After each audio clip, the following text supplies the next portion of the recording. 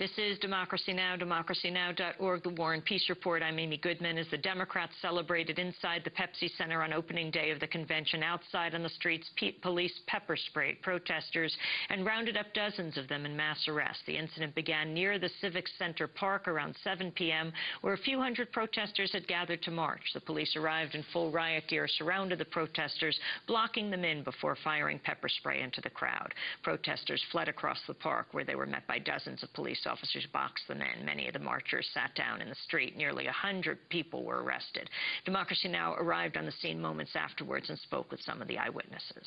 Right there. Stay right there. My name is Jacob, and I work with Berkeley Copwatch. We go out, we watch the police when they're interacting with people.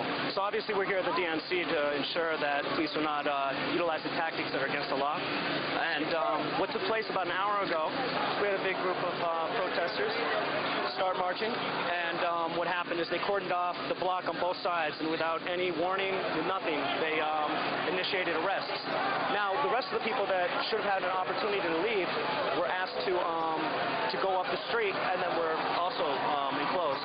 So basically what the police did is they just did a mass arrest with the intention of keeping people in jail for the next 2 days.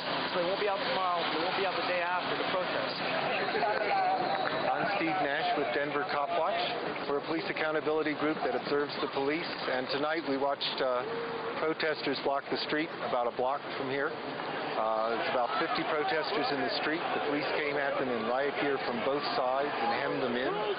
Then they refused to let anybody out, including people who were just on the sidewalk in the group who were not actually trying to block the street. I saw one older legal observer beg for the police to let him out, and they refused. They pushed him back into the crowd. Then they donned their gas masks and began pushing the media and legal observers and the public a block away in each direction in a very aggressive manner. 99% of the officers tonight that are operating, look behind me, have no identification, which is against the law.